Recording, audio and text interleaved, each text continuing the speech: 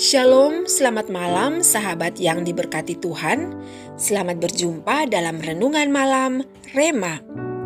Berharap saat ini sahabat semua selalu ada dalam kasih dan perlindungan Tuhan Yesus Kristus dengan tidak berkekurangan damai sejahtera dan sukacita.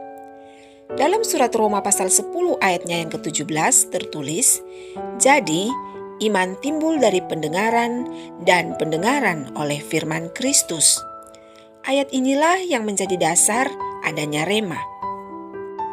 Sahabat Rema yang diberkati Tuhan, malam hari ini kita akan merenungkan kebenaran firman Tuhan yang terbaca dari surat Rasul Paulus yang pertama kepada jemaat di Korintus dalam 1 Korintus pasal 12 ayatnya yang ke-27 yang berbunyi demikian.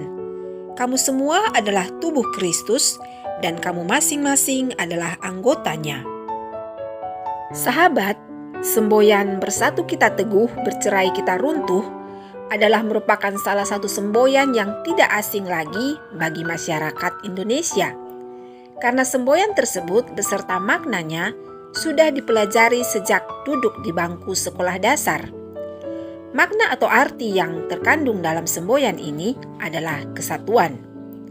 Tahukah sahabat, ternyata makna kesatuan dalam semboyan bersatu kita teguh, bercerai kita runtuh, tidak hanya berlaku bagi manusia saja, tetapi juga bagi hewan. Dan salah satu hewan yang menjalani hidup berdasarkan semboyan itu adalah burung. Ada pelajaran baik tentang kesatuan yang bisa kita ambil dari burung. Sahabat, burung selalu terbang mengikuti perubahan musim. Burung tidak hidup menetap pada suatu tempat. Pada saat musim berganti, maka pada saat itu pula burung harus berpindah. Pada saat berpindah untuk mencari tempat baru, ada kalanya burung terbang dengan sangat jauh, yaitu melintasi negara yang satu ke negara yang lain, bahkan ada juga yang terbang berpindah ke benua yang lain. Mengapa burung bisa sekuat itu? Sahabat Rema, ternyata burung tidak pernah terbang sendirian. Burung akan selalu terbang bersama kawanannya. Seandainya burung terbang sendiri, maka pasti tidak akan sampai ke tempat yang dituju.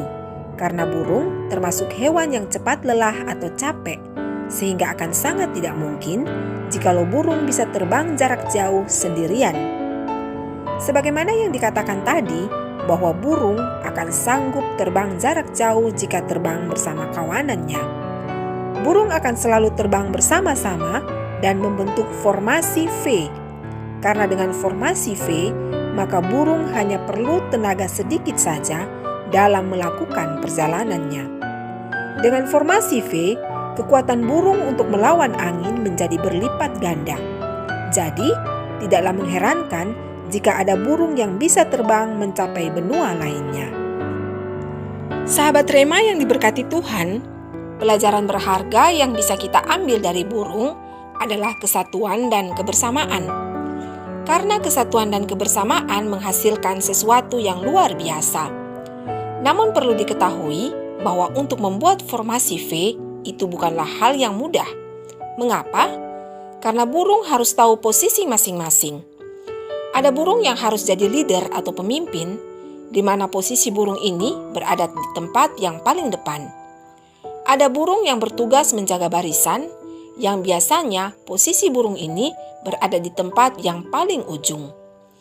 Ada juga burung yang bertugas memberi aba-aba mengenai seberapa cepat kawanannya harus terbang, sehingga tingkat kecepatan terbang semua burung dalam kawanan bisa sama. Karena jika tidak sama, atau ada burung yang terbang cepat dan yang lain terbang lambat, maka kemungkinan besar formasi V itu akan amburadul dan kawanan burung itu tidak akan sampai ke tujuan. Sahabat Rema yang diberkati Tuhan, belajar dari kawanan burung menyangkut kesatuan dan kebersamaan dalam membuat formasi V, maka dalam hidup ini kita pun harus tahu posisi kita masing-masing.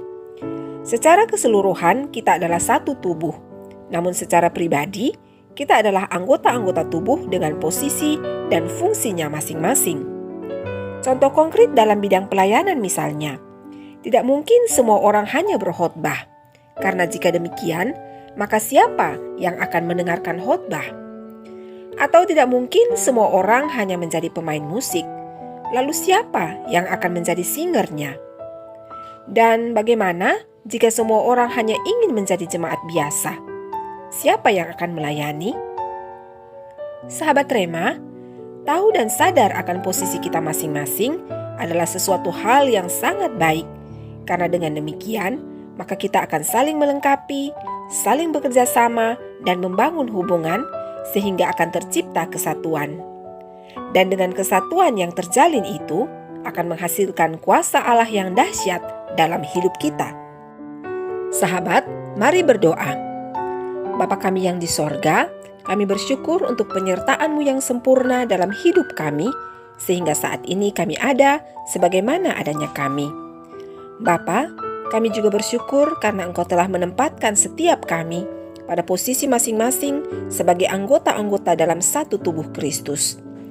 Tolonglah kami dengan Roh-Mu yang kudus, sehingga kami sanggup menjalankan kewajiban sesuai dengan posisi yang dipercayakan pada setiap kami. Biarlah kesatuan sebagai anggota-anggota tubuh Kristus tetap terpelihara dalam hidup kami. Ampunilah dosa kami, sebagaimana kami mengampuni orang yang bersalah kepada kami. Dalam nama Tuhan dan Juru Selamat kami, Yesus Kristus, kami berdoa. Amin. Sahabat Rema yang diberkati Tuhan, kita telah tiba di akhir perjumpaan. Jangan lupa bagikan kebenaran dan kebaikan yang kau dapatkan kepada orang lain, agar mereka juga bisa mengetahui kebenaran dan merasakan kebaikan Tuhan Yesus Kristus melalui engkau. Jika Tuhan berkenan, kita akan berjumpa dalam Rema selanjutnya. Terima kasih untuk bersamaan malam hari ini. Sampai jumpa. Kasih, kuasa, dan berkat dari Tuhan kita Yesus Kristus senantiasa menyertai kehidupan kita. Selamat malam sahabat, selamat beristirahat. Shalom.